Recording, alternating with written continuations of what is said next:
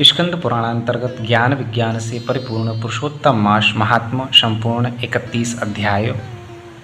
मुक्ति प्रदायक पुरुषोत्तम मास के महात्मा की संपूर्ण कथा का 31 अध्यायों में शुद्धतम और सरल वर्णन।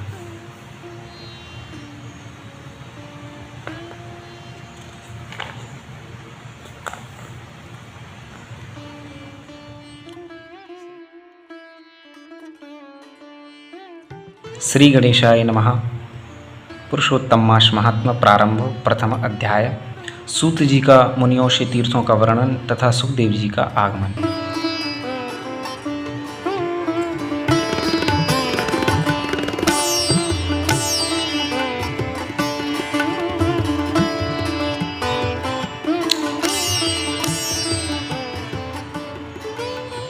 भक्तों को कल्प वृक्ष वृंदावन में लीला विनोद करने वाले वृंदावन बिहारी अद्भुत पुरुषोत्तम भगवान को मैं नमस्कार करता हूँ।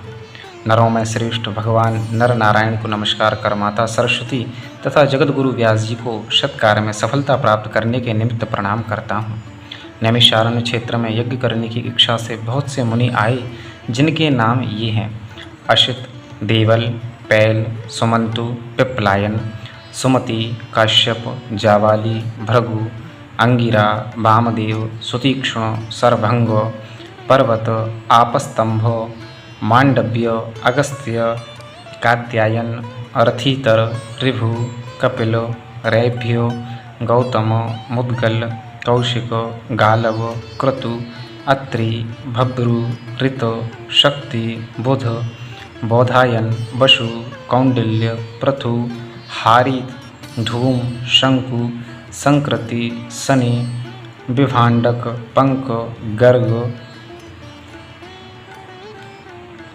काणादो, जमदग्नि, भरद्वाजो, धूमयो, मौन, भार्गव, कर्कशो, सौनको, सतानंदो, महातप, विशालाक्षो, विष्णुवृद्धो, जर्जरो, जय, जंगम, पार, पाशधर, पूर, महाकाय, जैमिनी, महाग्रीव, महाबाहु, महोधर, महाबल, उद्दालक, महासेन, आर्त, आमलक प्रिय, ऊर्ध्वबाहु, ऊर्ध्वपादो, एकपाद, दुर्धरो।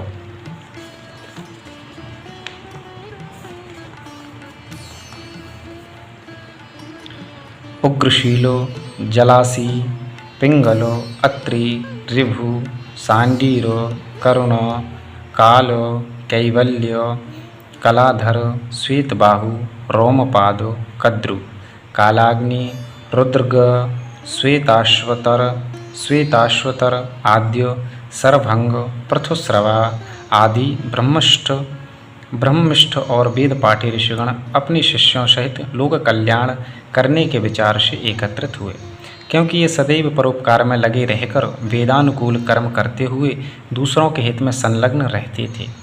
ये नैमिषारण्य क्षेत्र में यज्ञ शुभ कर्म करने के लिए इकट्ठे हुए थे। इधर सूत जी भी तीर्थों का भ्रमण करते हुए अपने शिष्यों के साथ आ पहुँचे। वहाँ सूत जी ने संसार सागर से पार उतारने वाले समस्त ऋषिगणों का दर्शन किया और शिष्यों सहित सबको नमस्कार करके सूत जी आनंद मग्न हो गए। ऋषियों ने लाल रंग की वृक्ष की छाल पहने प्रसन्न मुख, शांत, सद्गुण युक्त, परमार्थी, आनंद स्वरूप, परम तत्व के जानने वाले सूत जी को ऊर्ध्वपुंड तृक लगाए गोपी चंदन की मृतिका से राम नाम तथा दिव्य शंख और चक्र का छापा लगाए तुलसी की माला तथा जटाओं के मुकुट से शोभित महा अद्भुत मंत्र का जाप करते हुए सब शास्त्रों के सार तत्व के ज्ञाता, सब जीवों का हित करने वाले, इंद्रियों और क्रोध को जीतने वाले, जीवन मुक्त जगत के गुरु वेद व्यास जी के कृपा पात्र और व्यास जी के समान ही इच्छा रहित तथा विविध गुण संपन्न देखकर समस्त मुनिजन सहसा एक साथ उठकर खड़े हो गए। सभी ने तरह तरह की अद्भुत कथाओं के सुनने की इच्छा से सूत जी को घेर लिया तथा सूत जी ने हाथ जोड़कर विनम्र हो ऋषियों को प्रणाम किया। तब ऋषि बोले, परम भागवत सूत जी, आप चिरंजीव हों। आप हमारे बिछाए हुए इस उत्तम आसन पर विराजिए, क्योंकि आप बहुत थके हुए हैं। ऐसा अनुरोध कर सभी ऋषिगण अपने अपने आसनों पर बैठ गए। तब तपोवृद्ध रोमहर्षण के पुत्र श्री सूत जी ऋषियों से आज्ञा लेकर अपने आसन पर बैठ गए। जब सूत जी आसन पर बैठ गए और उनकी थकान दूर हुई, तब मुनियों ने पुण्य कथा सुनने के विचार से सूत जी से कहा, हे सूत जी, आप महान भाग्यवान हैं, क्योंकि आपने गुरु वेद व्यास जी की कृपा से भगवत रहस्यों को वर्णन करने की शक्ति प्राप्त की है। आप सकुशल तो हैं, न जाने बहुत दिन पश्चात आज नैमिषारण्य में कैसे आ गए।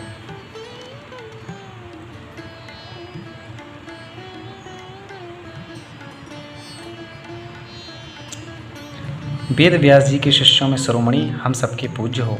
हम लोगों ने संसार में सार रूप सहस्रों कथाएं सुनी हैं, उनमें भी सार रूप और श्रेयस्कर आपके मन में जो परिणामों में शुभदायक निश्चित विषय हों, जो संसार रूपी समुद्र में डूबे हुए लोगों को पार लगाने वाला हो, अज्ञान रूपी अंधकार में ग्रसे हुए लोगों को ज्ञान रूपी मंत्र देने वाले हैं। सूत जी, आप इस संसार रूपी रोगों के नष्ट करने के लिए रसायन के समान उत्तम कथा रूपी सार को हमारे सन्मुख वर्णन कीजिए, जिसमें हरि लीला रूपी रस मिला हुआ और परमानंदो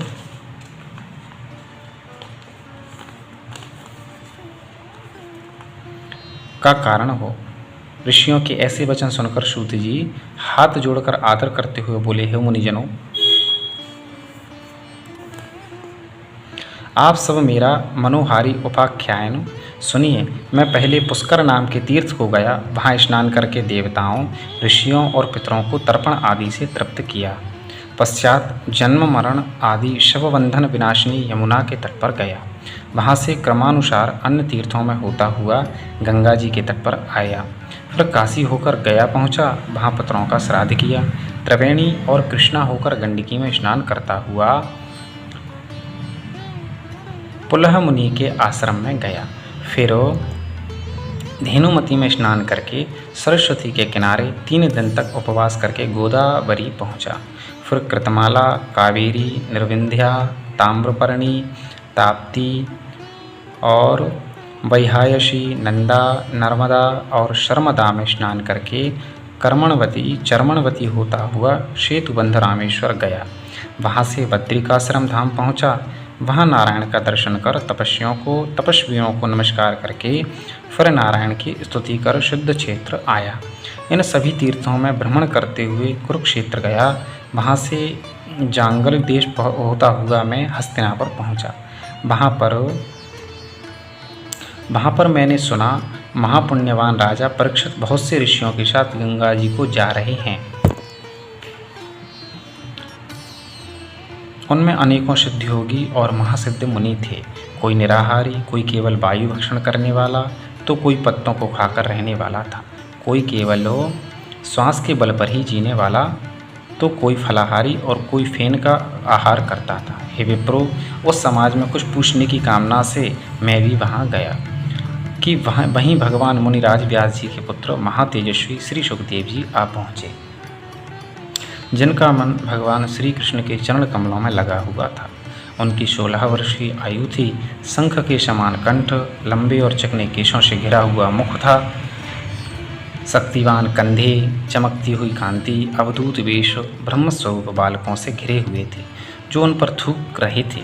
स्त्रियां धूल फेंक रही थीं, जैसे भिन भिनाती मक्खियों से घिरा हुआ हाथी। ऐसे महामुनि सुखदेव जी को धूल से सने हुए देखकर समस्त मुनिगण एक साथ उठकर हाथ जोड़कर खड़े हो गए। इस प्रकार बड़े बड़े महर्षियों द्वारा उन्हें पूजित देखकर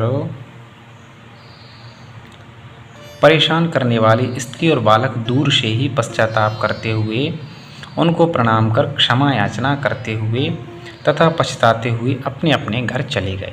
तब मुनियों द्वारा बिछाए गए कमल चक्र जैसे ऊंचे श्रेष्ठ आसन पर श्री सुखदेव जी विराजे।